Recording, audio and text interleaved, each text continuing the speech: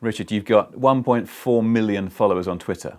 Yeah. So we should start there. How did that happen? That was a bit of a freak of nature. Well, not of nature, just more of an accident, where I was quite an early adopter with Twitter, and I talked about it in the media, and Twitter were very pleased with me. So they put me on their suggested user list, and it was incredible. So I was on the front page of Twitter, next to people like Ashton Kutcher, and it just shot right up. So I've ended up with a lot of followers, some of them all around the world. Is that a giant burden of responsibility, not to bore these people? I think that for a while it was a bit of a burden, and you feel. And also, I had a nighttime radio show when I first got onto Twitter, and it was quite in a way that I can't on daytime radio. I would ask people to constantly follow me, and that helped, and it grew and grew. And it was like having these hungry mouths to feed. That's how I saw it in my head, and I felt obliged to tweet. And right in the early days, it was quite enjoyable putting up ironic, trivial stuff, such as what restaurant you're in and what food you're eating. And now that's the most hackneyed and boring cliche of Twitter. And also, did people start turning up? To the restaurant? Yeah. I did meet someone in a restaurant who said, "I've only come here because you recommended it on Twitter." So it's very boring now and hackneyed to put trivial stuff up on Twitter, I think. And you realise, actually, over time, they're not hungry mouths to feed. They're not waiting for your tweets. They don't care. And actually, I think one of the bigger mistakes you can make on Twitter is to tweet too much. If you tweet a lot, you'll annoy people and they'll stop following you. Whereas if you don't tweet much, they won't.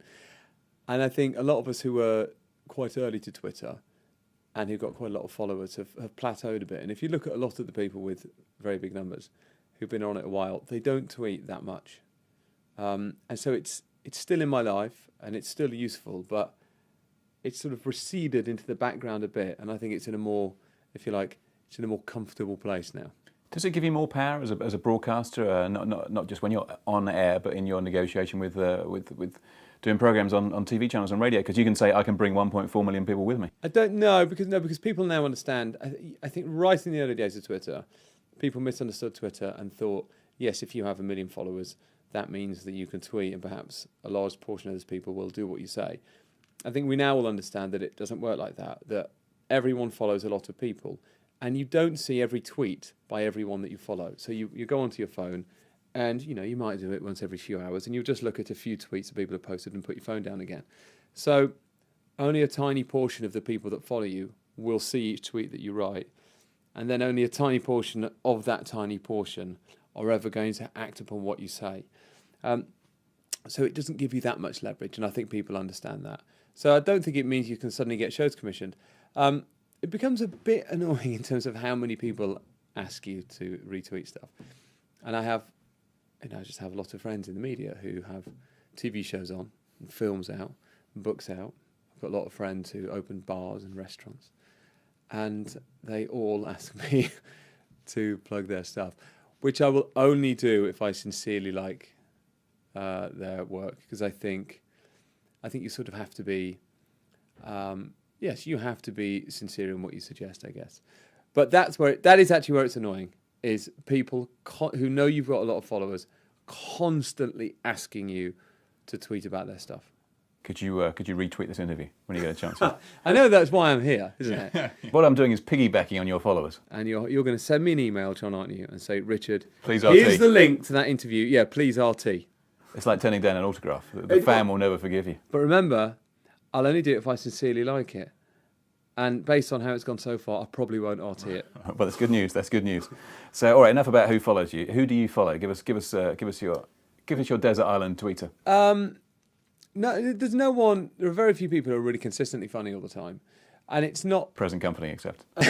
And that was funny. Oh, thanks. That's actually funnier than any of your tweets. Oh, yeah. Beautiful. I don't really use it to make me laugh very much. I use it. I'm a news junkie, and when there's a big news event, and if you're in a place where you can't see the television, so if there is a politician making a big speech, if the Pope has just resigned or whatever it may be, it's useful for news commentators putting up updates constantly. And I like that. I like those sort of real-time feeds that you get. But it's also quite good as a kind of subversive director's commentary. So what struck me actually was when the Pope resigned, and it was the same week as, or same couple of weeks as Horsemeat, was I'm on Radio 5 Live, and traditional media all treated the Pope's resignation with incredible sincerity. And on Twitter, it was nothing but a joke. It was just a joke. And I thought there was this sort of fascinating gap between the way that we sort of have to speak to our audience about it and the way that Twitter speaks to its.